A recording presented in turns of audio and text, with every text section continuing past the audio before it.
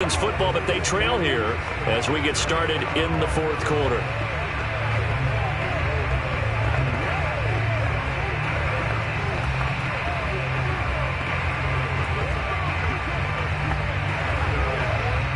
And they're indeed going to go for it here on fourth down.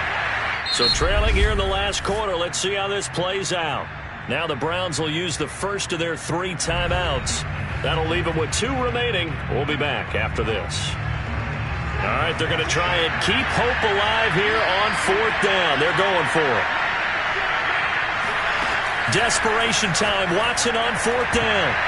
That went a little too high as it's knocked away and incomplete. The Texans tried it, but they come up empty here on fourth. And the Browns are going to get this thing back. Excellent field position. So they really needed points here in a 2-score game. Could not come away with anything there on fourth. And while we know they're a little bit discouraged here, they can't check out of this game. You and I have called a good number of games over the course of our career where we've seen these types of situations.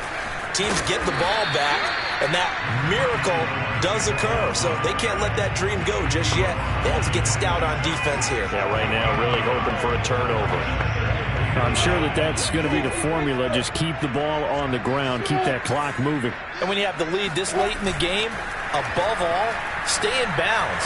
Yes, take care of the football. Yes, gain yardage, but stay in bounds and let that clock tick. Now a second down throw for the end zone, but it's incomplete. After what they've faced during this game where they've given up a ton of yards downfield, that has to be a measure of revenge right there for the secondary. They've been shredded throughout the game and finally forced an incompletion. They go play action now. Lawrence. Looking left side, and it's complete. And down he goes, taking it inside the 10, just shy of the 5 at the 6. And that pickup of a first down, that's going to leave a mark because they really needed to stop them there, didn't they? Oh, so frustrating. Defensively, you're a play away from getting that football back here down late. Tough. Now they've got to find a way to create a turnover or a takeaway. Otherwise, this one will probably get away from them. Now from the 7, here's 2nd and goal.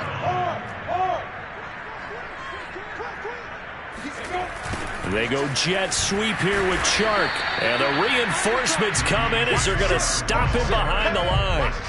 It'll go as a loss of a yard, and it'll set up 3rd down. But that's the danger, Charles, of running plays like this for your wide receiver. They can hit big or they can be duds. Yeah, you're exactly right about that because if they're forced to try and go around defenders behind the line of scrimmage, sometimes you can give yardage in order to gain it. But in this case, they gave yardage. And that's going to be caught for a Browns touchdown. DJ Chark, his 2nd touchdown of the game, his 3rd on the year. And the Browns have pretty well put it away here in the 4th quarter. Trying to bust out of that losing funk, and these fans have to like this. And all right, fellas, this is more like it. And I know that if this holds up after the game, they're going to give the fans a lot of credit being at home, getting the support. But you and I both know it goes deeper than that. They had to get it together in their own facility, look each other in the eye and say, okay, what's it going to take to break this losing streak? And they really came together with a good week of practice. Extra point by Blankenship is up and good. And the lead is up to 18 now.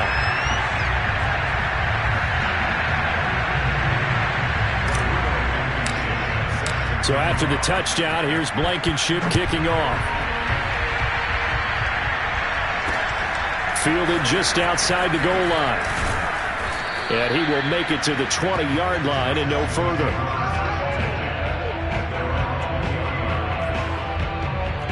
Out comes the Houston offense as they get set to take over here.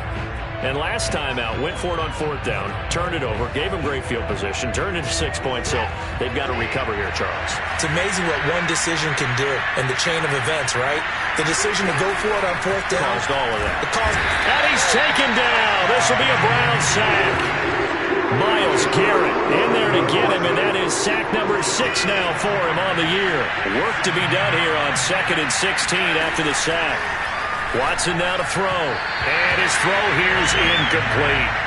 Well, the trials and tribulations of being a quarterback in this league, it's tough. It's got to be wearing on him out there. Well, he has been sacked a number of times. He had an interception, so I'm going to give him a skosh of credit for hanging in there and trying to make something happen, despite the amount of pressure he's been under this entire game. And that's not nearly going to be enough. Stopped at the 22, and he needed plenty more. It'll be a gain of 8, but it also lead to a 4th down. Watson going to stay out there as they'll go for it on 4th. Here we go on 4th. Watson. That's caught by Myers. And way down into the red zone before he's dropped inside of Cleveland's 15. A real field flipper there as all of a sudden they've got a 1st down in the red zone. They'll try to draw Lindsey. And this play goes nowhere. Losing yardage back to the 15. They'll lose a yard there, and it's 2nd and 11. When a draw works, it can be a thing of beauty. But when it doesn't, oh, it can be ugly. And in this case, loss of yardage ugly. And this Browns defense coming to life. They get him behind the line for a 2nd straight play.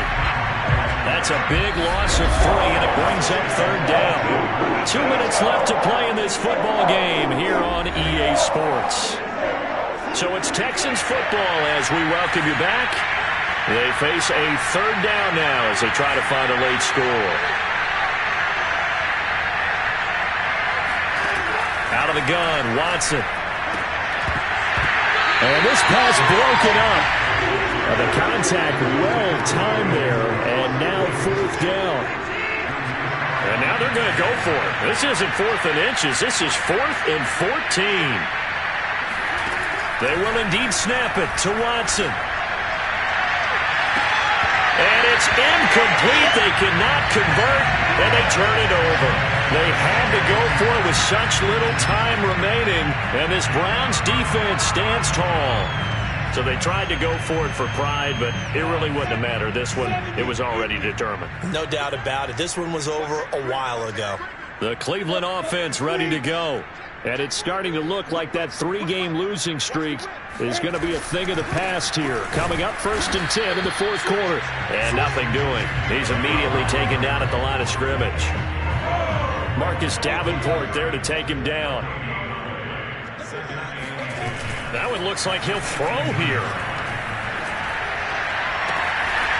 Toward the sideline, and look at that catch. Dragging the toes, and that's going to be a 1st down. Well done. Catch number 100 for his career right there, and it's good enough to keep the chains moving. And not totally home free yet, but it's looking good as they come up 1st and 10. They'll try and wind down some clock with Chubb. And he'll push his way up to about the 44 here. Just a yard on the 1st down carry, so it's 2nd and 9. So, Charles, you talk about this head coach and his future with this franchise. Look, it's been a frustrating year, and I think we saw some of that frustration boil over at his weekly press conference earlier in the week. Yeah, he's trying to say all the right things, isn't he? But he's heard the rumors. He knows what's going on out there. And right now, he is tired of having to answer the question, are you on the hot seat in every meeting with reporters? This week, he kind of said, I've had enough. And I don't blame him. He looks like a guy that may very well be out the door. Now, that was a whole lot of open space out in front of him, wasn't it? I'm telling you, Brandon, when things are going right, they are going right. And everything has been going their way for the most part. I saw that lane start to develop. Boom. He took advantage of it. Flush to his right. And that is taken in by Njoku. And all the way inside the 15 before they drop it. Now the Browns signal for the 2nd of their timeouts. That'll leave them with just 1 remaining in this 4th quarter of play. They show run with 3 tight ends here on 1st down. On 1st down, they'll run with Chubb. And they'll lose yardage here. They go backwards to the 13-yard line. The Browns will quickly use their 3rd and final timeout. That'll be their 3rd and final stoppage here as we step aside. Maybe just a slight detour on what's been a strong drive. Here's 2nd and 11.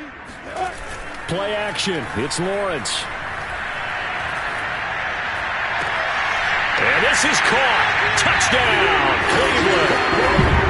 Great effort there. His first touchdown on the year. And the Browns add on to their lead. Well, partner, when a team's up this big, this late in the game, I always wonder what's their motivation, because if it's me, I'm I'm thinking about pulling on the reins a little bit, but for them, I don't think it's in their DNA. It's not in their head coach's makeup at all. I think his opinion is, you stop us, we're not supposed to pull back ourselves.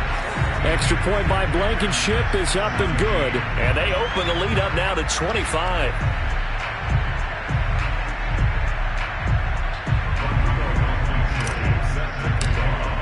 So after the touchdown, here's Blankenship kicking off. Fielded just outside the goal line. And he had no room to run as he's tackled down inside the 20. Houston set to take over. Let's just be frank. They're playing for pride at this point. That's all that's left, because victory, not a chance now. And I can't wait to see how they actually go about doing it, because there are a lot of people watching the body language of the guys on the field now, and if they call plays they want executed. He rifles one that's intercepted. Greedy Williams picks it off. And the return will stop right around the 25. And here in the fourth quarter, defensively, you know that you're just going to blanket the field with defensive backs and saying, okay, take your best shot. And that time, it's intercepted. And we've often seen teams go into the prevent early, way too early, and sometimes they get too soft in their coverages. But not in this case. They understood the situation and played it with the proper aggression. He's going to let it go deep for the end zone. And this will be caught. And the carnage continues. It's another touchdown. Well, this is long since over, and some might see this as overkill, but remember, this is a team that puts on the hard hats, grabs the lunch pail, and tells everyone, we're going to give you a full 60 minutes, and that's exactly how they're playing this one out. Blankenship out for the point after. Now, this one was over a while ago as they just add on to their big lead. A nice, tidy little drive there, getting the ball in excellent field position, and only one play to score it. So after the touchdown, here's Blankenship kicking off. Fielded just outside the goal line. And he will be brought down here inside the 20. Good coverage as he's dropped at the 17. The Texans offense ready to go here for their next drive. This is just an exercise in futility. Do you even bother running a play here offensively? I wouldn't, because now is not going to... Finds through, and now a crease. And past the 40 before he's out of bounds. Well, this game was decided a while ago, and that completion there is going to artificially inflate his passing numbers. So right now, the only one really applauding probably his agent as he thinks about angling for a new contract. Now, one final throw here is incomplete, and that is how this one will come to an end. A big offensive explosion helped leading them to victory, and the defensive guys, they're just saying, hey, put those points up every week, we'll just keep winning. They will gratefully accept them, won't they? It makes their job that much easier when they're scoring that many points, allows them to play with a totally different style and a different flow. So for Cleveland, it took a few weeks, but they finally get their first win of the season here in Week 4. And they'll hit the road next week to take on the Baltimore Ravens. Meanwhile, for Houston, they too will leave here at 1-3. And they'll try to turn things around next week as they have a matchup in New Orleans against the Saints.